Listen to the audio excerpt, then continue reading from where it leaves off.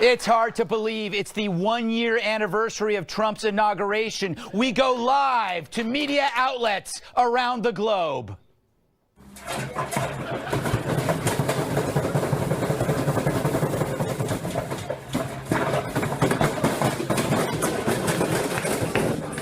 Whoa, that's pretty rough for them. But Trump merrily rolls on. First, there was his physical, which turned into the most transparent examination of a world leader in history. Can you assess the president's mental fitness for office? There was an incident recently where the president appeared to slur his words while giving an address. Did you look into what the cause of that might have been at all? He does have heart disease, is that what you said? Are you ruling out things like early onset Alzheimer's? Are you looking at dementia-like symptoms? With the high cholesterol, are there any concerns for his heart health? Can you explain to me how a guy who eats McDonald's and Kentucky Fried Chicks and all those Diet Cokes and who never exercises is in as good a shape as you say he's in? There's a healthy group. All that's missing here is a video of his digital rectal exam. And what did we learn? That Trump's in better shape than anyone on the planet. Some people have, just great genes. I told the president that if he had a healthier diet over the last 20 years, he might live to be 200 years old. I don't know. 200! So technically that means Trump is really just 25 years old right now. That doctor kicks ass. He's so good, he should have his own show. This Tuesday on Bedside Manner, he's the doctor who breaks hearts as he mends them. He can remove your appendix, but tickle your funny bone. If something should happen to you over the next few months and you should fall ill at some point, then most likely I will be the one called to come and take care of you. Now with quicker pulse, higher blood pressure, and chronic awesomeness. 22 years of medical practice meets a press corps on life support. The president would be clinically obese if he was just an inch shorter, which he probably is. They tried his patience over his most important patient. But when breaking news makes a house call, will journalistic integrity be left in the waiting room?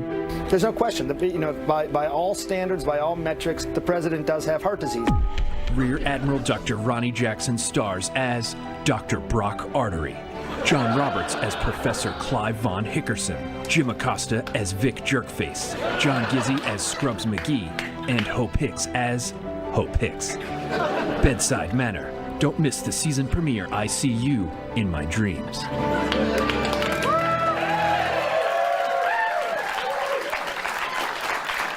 I give that 3 thumbs up. All right. But still, the good news wasn't enough for some.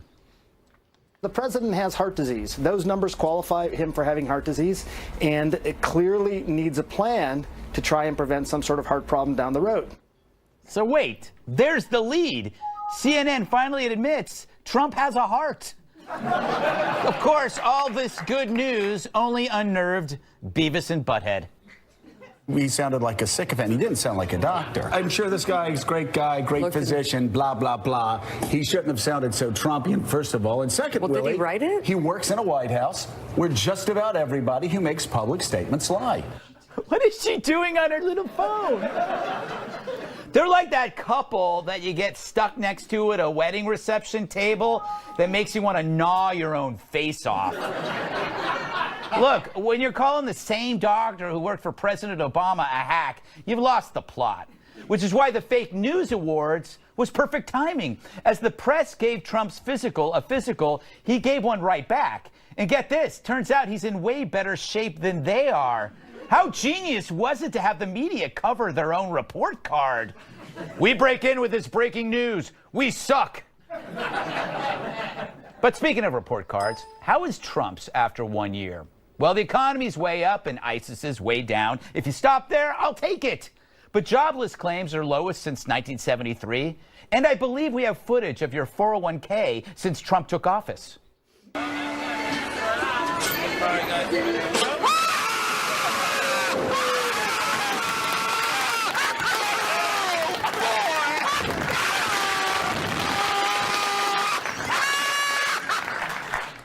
And Trump's tax plan was so good that even Apple's Tim Cook is offering bonuses and bringing thousands of new jobs to the U.S. Watch him try to admit it. There are large parts of this that are a result of the tax reform, and there's large parts of this that we would have done in any situation. Just come out and say it. The guy you can't stand did some good. I know it's painful to credit someone you hate. The media and tech companies, they're like children in high chairs, shaking their heads as Trump feeds them their vegetables.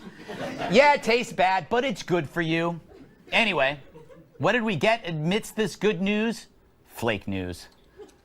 The enemy of the people was how the President of the United States called the free press in 2017.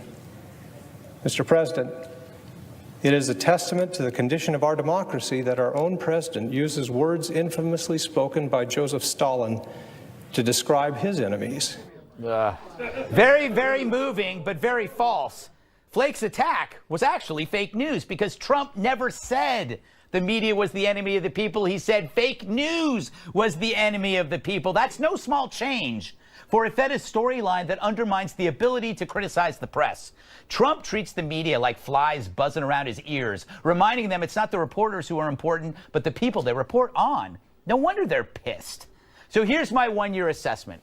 If Trump can just control himself, he might end up being a figure for the ages. The entire planet is feeling his impact every day. They're talking about him in the jungles of Borneo. Like him or not, take a freeze frame of right now. He's the most important person on Earth. But by keeping him on his toes, so are you. And that ain't fake news.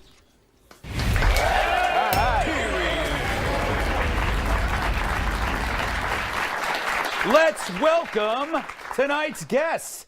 I can get behind his legal mind. His latest book is called Trumped Up. Harvard Law Professor Emeritus Alan Dershowitz.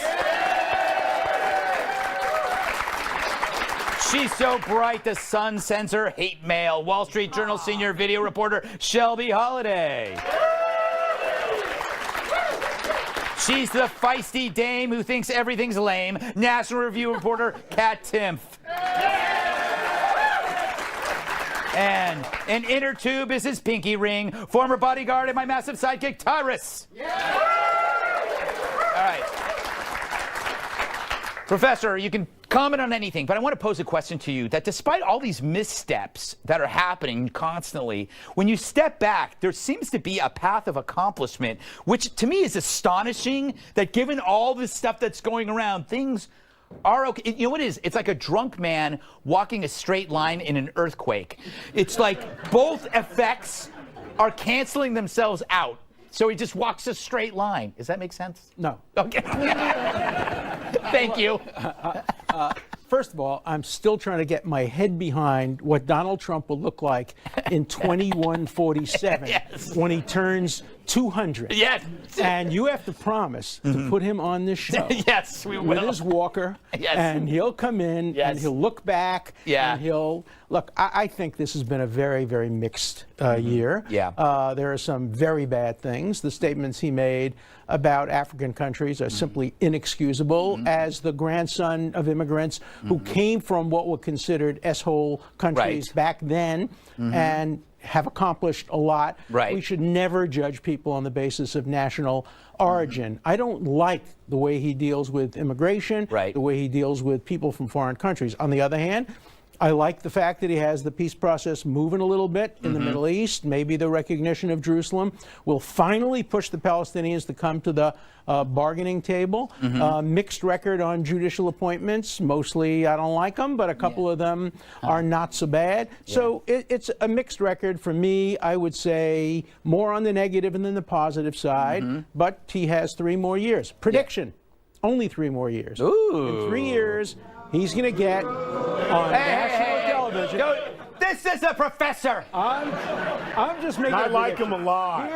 Here's his statement. He says, "I don't know why any president thinks it takes 8 years to save our country. I have done more in 4 years than any president since George Washington. I don't see any reason for taking the additional 4 years. I can go back to the private sector and really help make America This is a good point. This is a good point. It's like what he did. It didn't take him that long to do Woolman Rink in New York. It took him a couple of months. He can get this thing done and he'll go do something else. I guess that's your point. It's like my grandmother used to say to our children, sleep fast, we need the beds.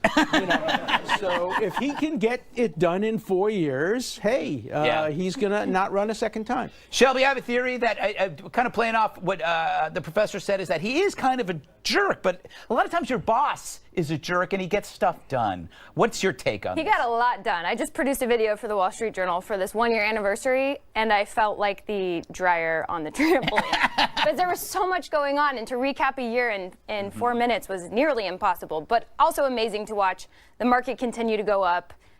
President Trump makes controversial comments. He's also a big cheerleader at times when things are going well. But the market, man, it just keeps going up. So I think that is a huge takeaway. It shouldn't be ignored. I do have a bone to pick with the fake news awards. You cannot come out with fake news awards and have the #1 fake news issue be an op-ed columnist. That is not a reporter. That is not news. You are undermining your entire point when you're but you overmine it when you pick Krugman, because boy does he deserve it. Guy might have said something that was not exactly right, but Krugman, he's not news. He's an opinion maker that everybody respects, no matter how crazy he is as he pets his cat. But why not call it fake media awards? And also, you have better things to do. I think it's fun. I get your point, though. I get your point. Kat, I want to talk to you about the health thing, but you can talk about whatever you want. He really is. He had that guy out there for an hour with Dr. Dreamy answering everything. Which is my nightmare. That's true. If I was ever in public office, they'd be like, oh, she's crazy, within about 3.5 minutes. I don't eat healthy. Sometimes I don't eat until nighttime because I'm too anxious. I have about 30 pairs of penguin socks that I wear year-round. I have a cat that I let sleep in bed with me, and if he doesn't sleep in bed with me, I can't sleep. I watch episodes of Bob's Burgers on loop every single day as I'm getting ready, as I'm in the shower. I'll play it real loud. The neighbors love that. The neighbor lady would come in as a witness on CNN being like, listen, the noise that's coming from her apartment. Thank God that we don't just let TV doctors diagnose us, because if we did, we'd all be screwed. That is so true. All right, Tyrus, a big finish here with you. I'm stuck on the whole, how many pairs of penguin socks? Between 30 and 50 from my Auntie Barbara. You want to make fun of my Auntie Barbara? She's a very nice lady. Thanks for watching, Auntie Barbara. Yes. Hey. And Uncle Frank. Yes, can't leave out Uncle Frank. So what do you think? I think you have, even if you're a supporter of Trump, you would deceive yourself if you don't admit there is a sense of chaos. It's like you're in a bar in an old West, an old Western where at any moment things could start flying. I think, well, yes and no. And just to go back to one thing, I actually was irked out my mind with all the coverage on his physical. He passed his physical. Yeah.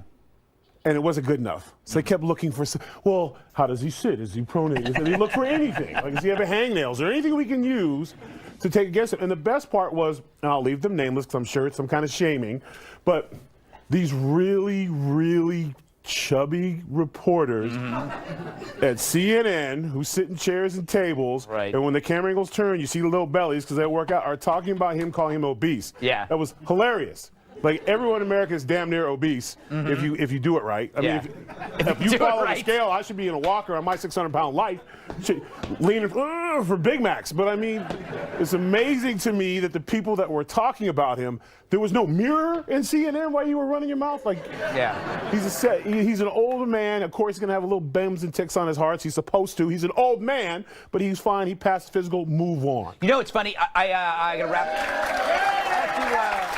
wrap this up. I'm jealous that Trump can eat whatever he wants. I call this old school health. He's not personal trainer healthy that you see everywhere. Personal trainer healthy. They're muscular, but all they do is eat like strained kale. He's dock worker healthy, which is like he eats anything he wants, but could twist the head off a deer. Grumpy old man. Grumpy old man. The old man ate bacon and beer every day.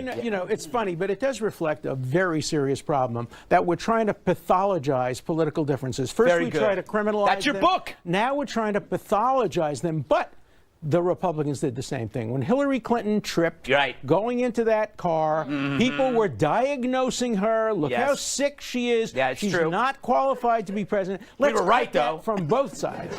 Let's cut that out of both sides. Let's get whoever gets elected, let them govern. It's a good point. It's a good point. It's fair point there. Up next, the Fire and Fury book will now be a TV movie. I hope I get to play Stormy Daniels. It was announced Michael Wolff's best-selling book, Fire and Fury, would be turned into a TV series. I'm not sure that's a good idea. Look, I've written books. I've done TV shows. TV exists to make books more interesting. How do you make Trump more interesting than Trump? How are they going to make a TV version that's more interesting than the real thing? The guy's a walking blockbuster. So good luck to them. But I don't think Fire and Fury is going to work on TV. I'm pitching a competing show called Fire and Furry. Here's a clip of the pilot episode. I piccoli crescono, ma le abitudini rimangono le stesse. Vero? Sempre le solite abitudini? Brutti vizi, eh? And they are delicious. Shelby, my theory is that you can't. How can you make what's really happening better without making it up? Yeah. I have no idea. And I was talking to a friend in the publishing world, and he said you never usually see nonfiction books become something funny or comical.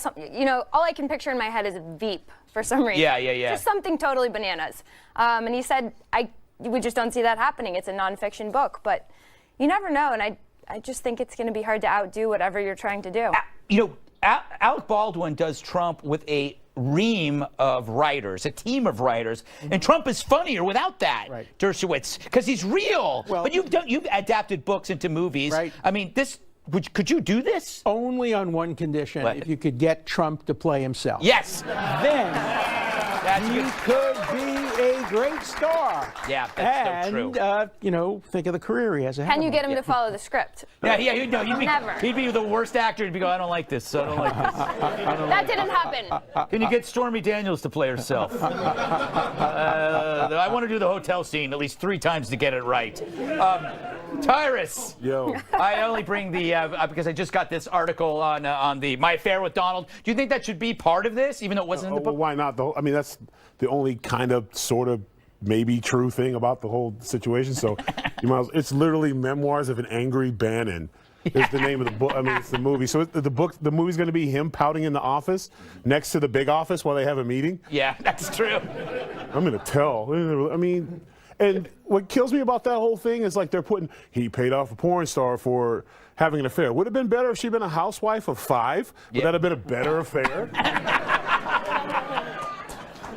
I didn't look at it that way. Cum de la lawyer has an affair with, well, that's fine. But just keeping it real, if I was looking for extracurricular, I would go to a pro who's not going to want to date or graduate or call me all the time. So I probably would go that route. I'm not saying I would. It's apprehensible. And I'm not saying he did either. But fellas, women, hear me now. If you're going to go out and sneak around, you're going to sneak around with somebody who can come back home and ruin your life? Or you have a professional where you sign a disclosure and there's a medical test and everything's fine? If your tooth hurts, you go to the dentist? You know what? It's such a good point. Like, if you're a golfer, you're probably going to want to play with a professional golfer rather than like somebody. You got a toothache, go to the dentist. Yeah. But I think, the interesting part of the book that I don't even know what that means. The interesting part of the book they actually could make a decent TV series out of is the 3 groups in the White House. Yeah. The Bannon group. Yes. The Ivanka and Jared group. And the Republican group. That was an Omarosa. insightful part of the book. She was her own group. She was her own group because nobody liked her. That might be the most fascinating part. We have no idea what she was doing. No, neither did she. Maybe we would learn. She brought her friends over to check out the rooms. Kat, where do you see this going? Is this happening? Would you watch? I only under one condition, and I have the perfect person to play Trump. Can we get it on the screen, please? Alf. There we go, right? Yes. They have the same hair. They kind of look alike. They have the same scallywag attitude. Yes. And for the Fire and Fury book, we keep the part about eating cats. Oh, that's all of the problems in the White House is because Trump eats cats. I didn't know that about it. That's what Alf does? Yeah, he's chasing their little kitty around for most of the series. Get with it, Greg. I'm sorry. I think, this could only work if they did it real time like 24. So, how 24 was 24. They'd have to do it at night, and they'd have to replay the events of the day with actors. They'd have to do exactly the same day because real life is better than whatever they're going to offer. I will stick my face in a beehive and play Bannon. Yeah, there you go. Stick my head in a beehive? It's the only way you're going to accurately depict. I mean, this is amazing. He does have a lot of blushing going We got to go. It's still to come. A week ago, Hawaii told 1 million people they were all going to die, but now the story's already in the trash. We dig it up next.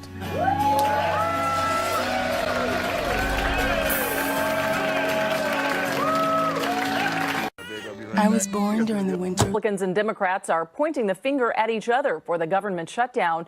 Democrats are demanding that any short-term deal include protections for so-called dreamers, young, undocumented immigrants. But Republicans say that's a non-starter. They won't make a deal on immigration until the government reopens. President Trump tweeting, quote, Democrats are far more concerned with illegal immigrants than they are with our great military or safety at our dangerous southern border.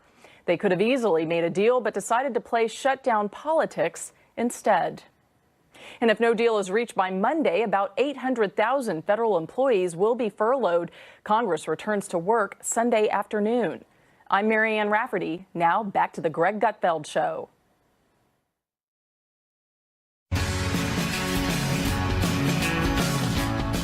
Contrary to the alarm, no one bought the farm. Remember that alert that went out in Hawaii? Everyone was told a ballistic missile was heading toward them. And they were put through 38 minutes of sheer hell. And then they were told it was a mistake. That only happened 7 days ago. But it's forgotten as if decades have passed.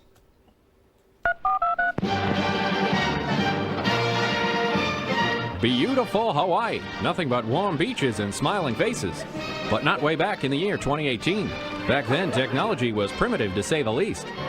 One unlucky chap clicked the wrong item on a computer menu and holy hula skirts, statewide panic. The emergency management employee had accidentally set a false alarm about an incoming ballistic missile. For 38 minutes, gents and dames everywhere were hightailing it for cover. Well, mahalo for nothing. As for the employee, he's been reassigned. At least he didn't go out with a bang. So, why has this story fallen so quickly under the radar? Well, for one thing, you can't blame Trump for it. Although some have tried with every fiber in their yogurt-fed being. But if you can't tie Trump to it, it's not a story. So what if parents were putting their children down manholes and priests were absolving flocks of people of their sins and families were tearfully saying goodbye to each other? The president said a naughty word, and that's all that matters. For more on the Hawaii story, let's see what others are reporting.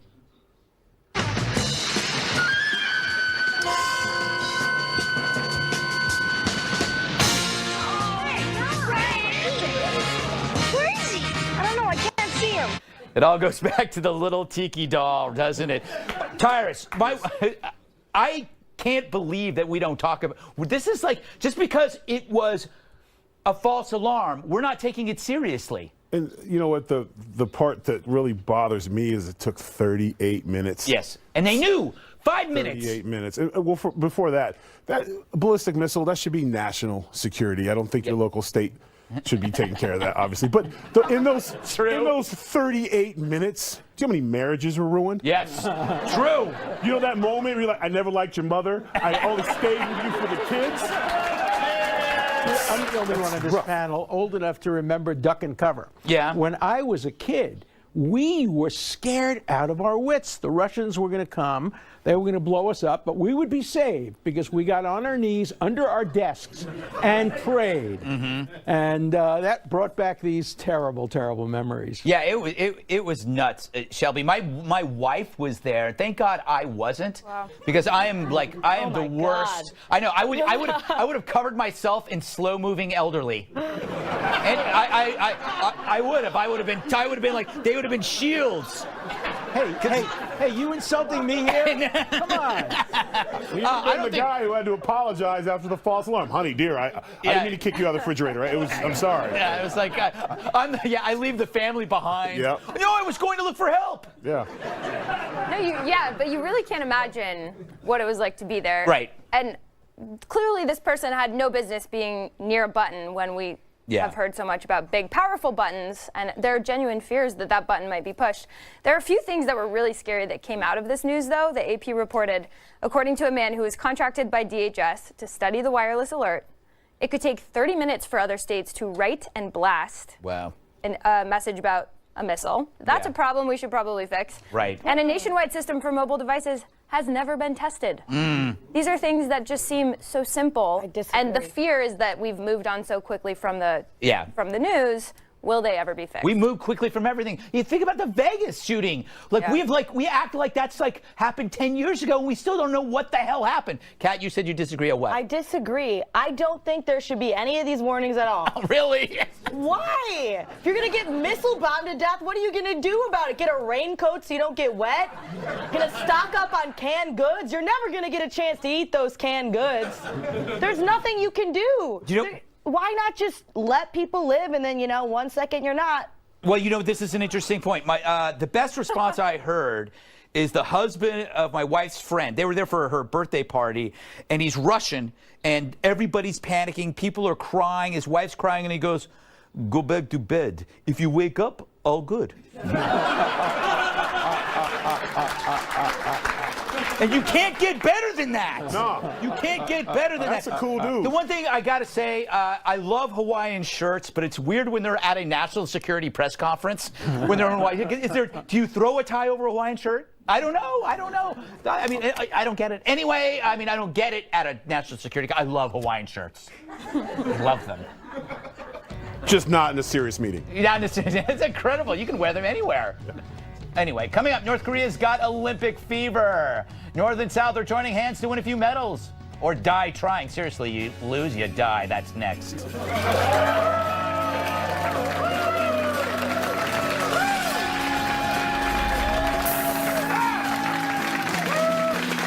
North and South Korea will march together under a unified flag at next month's Winter Olympics in the South. They've even agreed to field a joint women's ice hockey team.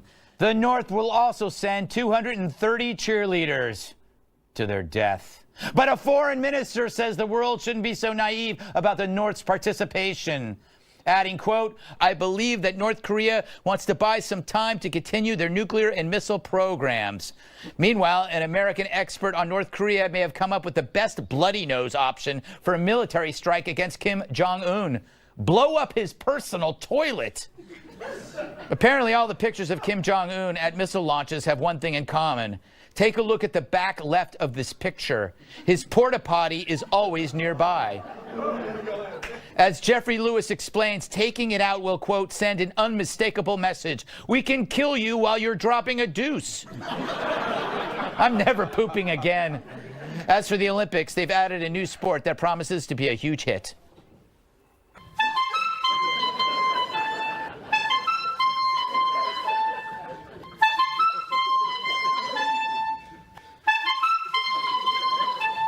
I'd say that blows, but that's too obvious.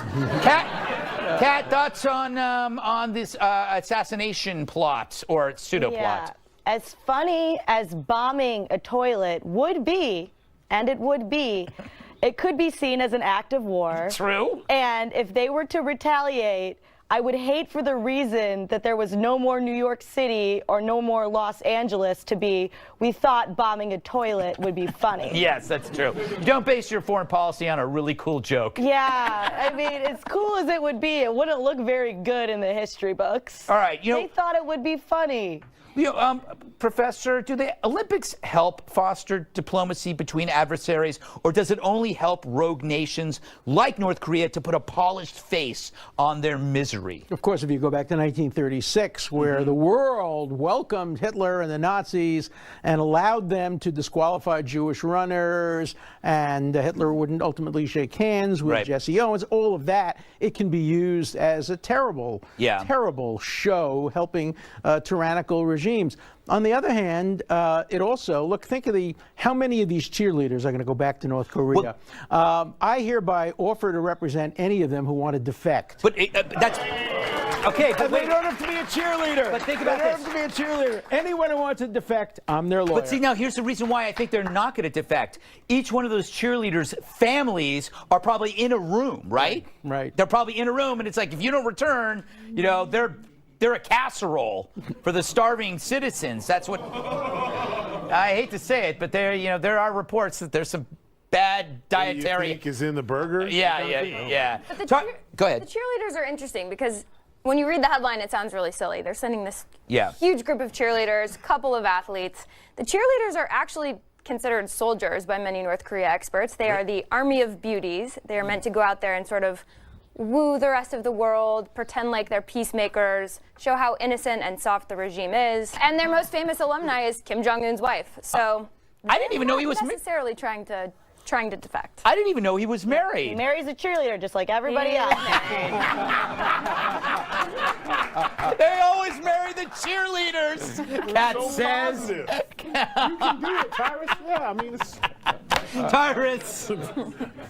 What do you? Okay, is this just a way for Kim Jong-un to just put off stuff to delay while he's still developing weapons? Look, I'm cooperating, but then he's actually doing something else. I mean, it's probably a little of that, but also at the same time, one of the things that has happened for him and his country is with sparring with the president of the United States and the leader of the free world, he has the spotlight right now. Mm-hmm. Yeah. So chances are, if he wouldn't have had the interactions that he's had with President Trump, none of this would be happening right now. I think you're right. He's trying to play a sympathy thing, and then you're 110% right. Every one of those cheerleaders, they got a reason to come home, or several reasons to come home, because once they get over there and they see a warm bed, 3 hot meals, free speech, TV. I mean, I don't know if you've ever been to the Olympic. It's like a little city. Yeah. And it's just a whole lot of like fun going on. Yeah. And stuff. Yeah, it's been a while for me since I've been in the Olympics. A good friend of mine, Mark Henry, the world's strongest man, he goes to Olympic, and some of his stories from the Olympics back in the day, I was like, did you even have energy to lift? Yeah. Like, I mean, like, they party, they have fun, everyone's meeting everyone, like, they're going to be exposed to a lot of things. There was a lot of clean and jerking going on. All right, I don't even know what that means. Ruins the story. I'm talking about sharing ideas. This is a dirty little old man. No, I mean, he's working. I got the old man sweater on, but you should have it on today. All right. Would you guys stop attacking old men? All right, still to come. New California wants to become the 51st state. But why stop at 51? Let's add the moon while we're at it.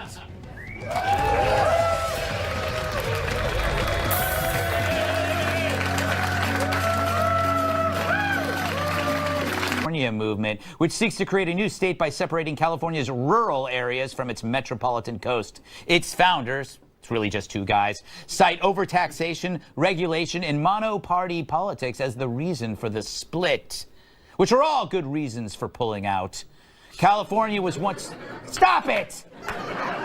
You know, I lived in California. It was once a pretty cool state. You had the film industry, you had orange groves, you had giant redwood trees, you had the Modesto Nuts.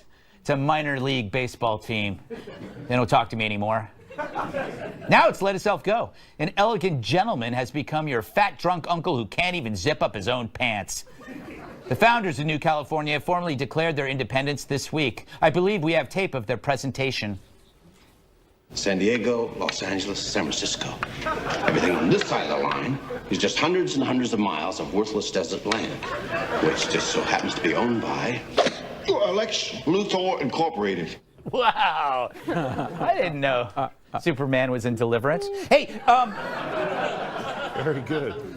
California, it's gotten too big, Professor Dershowitz. It's like you imagine Siamese twins, right? And one of your twins got really, really fat. And you go like, okay, it's time to split. We're calling the doctor. Look, there are people in California who want to not have a separate state. They want to secede and have a separate nation. They would be, what, the 7th, 8th largest economy in the world? Yes. They would be among the top population nations in the world, and they could legalize marijuana without any concern from the federal government. In the world? Shelby, this could be a great contest to see. You have the 2 states split. Which one would do better? One with like free market, free market, free mind mentality that Professor Dershowitz discusses, or big government intrusion of the other kind of California? That's a good question. I mean, I think this is what happens when you overtax your citizens, can't balance your budget. People get really frustrated. They want to leave. But if you look at the plan that these New California guys released, it's literally a 5-page sloppy PDF. Is that all you need? It looks like something a 3rd grader put together. So I think they have a little ways to go in filling in the details and convincing people this is a good idea. But also, all the wealth is on the coast. Yeah. So they would also have a bit of a reality check when they start realizing what their resources are. But how big was our Declaration of their tax Independence? bases. Wasn't that one sheet? It was a much more intelligent sheet. Really? I'll have to say that. I think it was written on a cocktail napkin, if I remember correctly. I believe that you're right. Yes. Yeah, they all had. Everything good is written on a cocktail napkin. Tyrus? What? I don't know. You want me to follow up with that? Yes. Look, I grew up in California. I still have my California driver's license. I vote absentee ballot. Like, I'm still a Californian. And they do this.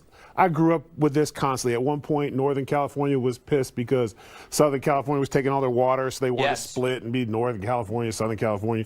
Then some genius came up with the 6 states. We're going to have 6 new states in California. You know, Texas did this, a few years ago, Texas wanted to succeed because it seems like whenever someone doesn't get their way, they want to pack. That's the way America is now, apparently. When you don't get your way, you pack your bags and you go home. But So they're now not leaving. No, they're just saying we're not being a part of this anymore. No, there's still going to be a state. Family Guy, he did that too. They're going to be a It worked out state. real well. That's good. It's good. They're moving out of that. They're not moving out of the house. They're getting their own room. Yeah, but it's not the way I like it, so I want it. I would be. It's, yeah. I would be pissed. As a Californian, I am tired of California when I go there. It's like people. I had to move out of California because I couldn't afford to live there.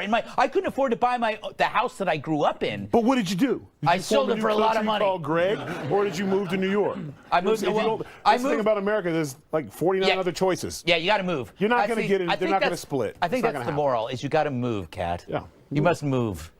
Is that my question? Yes. No. Virginia split off from Virginia, became West Virginia, right? Maine and Massachusetts. Yes. Dakota Fanning left North Dakota. It just blows my mind, like you said with the PDF, that there are actually people out there who are spending their time doing this. Really? Yeah, like You've their spent lives, time on worse things. 100%. And that's exactly my point. I was like, these people must have no psychological noise. They must have no social traumas to deal with. They must have other lives. Who gets and spends their free time thinking, you know what, I would like to make a PDF about creating my own state, and I'm going to do it. I think this probably the I like best these people. I agree. The best people. You should have them on the show and interview them. I will. You know what? You're right. You know, it's like the people who do C-Lab. Yeah, let's get to the bottom of this. Do C-Lab? It's much better than anything I do. And then when you with my ask free them one time. wrong question, they're going to form their own Greg Gutfeld Show in the corner.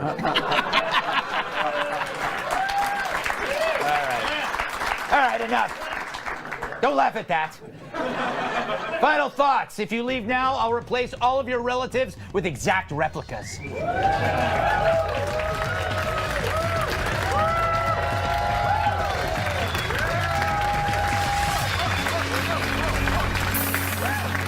The great